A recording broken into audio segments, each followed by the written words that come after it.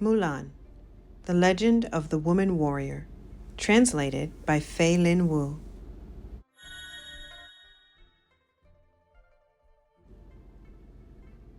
There once was a smart and strong-willed girl named Mulan who lived in a small village in northern China with her parents, older sister, and younger brother. One day, Mulan sat weaving, watching her father pacing in the room. He looked old and frail. She stopped. Turning to her father, she asked, "Baba, what is worrying you?" With a faraway look in his eyes, her father replied, "I have received a letter. The Emperor has called for all men to defend our country. I must leave the family to join the army." "How can you go? You are not well, and brother is far too young to go," Mulan said, with concern in her voice. Mulan thought for a moment and then announced, "Baba, I can go in your place." "How can you serve? You are only a girl," replied her father. "I know I can. I am a strong and able girl," Mulan insisted. The next day, Mulan, dressed in her father's clothes, went to the market to buy a horse, a saddle, a bridle, and a whip for the trip. In the morning, Mulan bid farewell to her family. When she arrived at the army camp, she and the troops set off for the north. Riding long miles, Mulan traveled to the Yellow River. At night, she camped at the riverbank.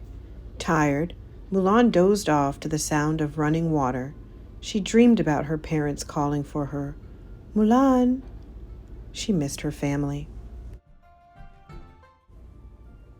Mulan rode on and traveled up to the top of Black Mountain and settled across from the enemy's camp.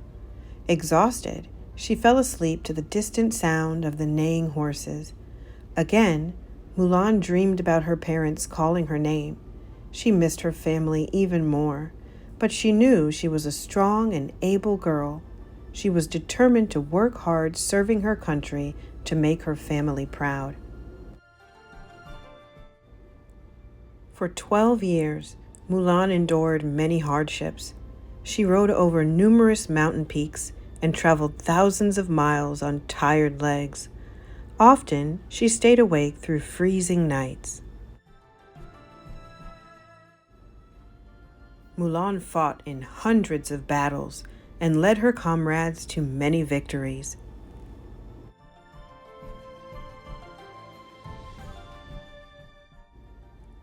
With her skills and bravery, Mulan rose quickly through the ranks. As a victorious commander, Mulan led her troops back to the Emperor's palace.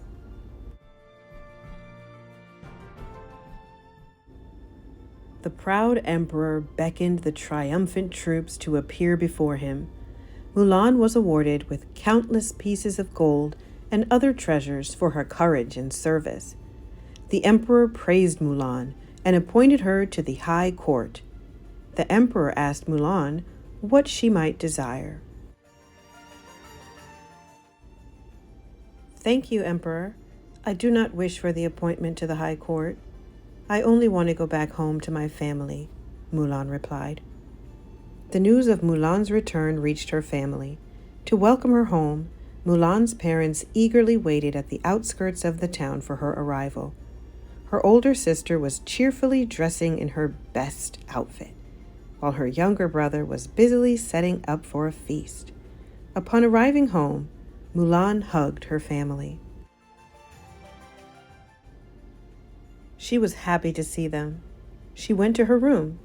She took off her armor and changed into her favorite dress. She sat down in front of her mirror, brushed out her tangled hair, and carefully applied color to her cheeks. Mulan then rejoined her army buddies, who were celebrating with her family in the living room. The men looked up at Mulan as she entered the room. With eyes wide open and a surprised look on their faces, they said in wonder, "How is it possible we did not know that our respected leader was a girl all along?" Mulan smiled and responded, One should not judge another by their appearance alone. When a pair of rabbits run side by side, can you tell the female from the male?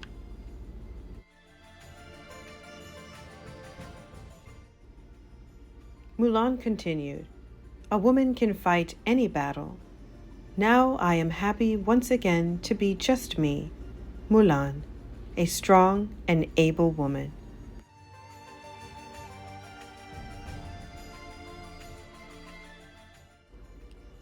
That's the end of another story. Like and subscribe, and as always, until next time, happy reading.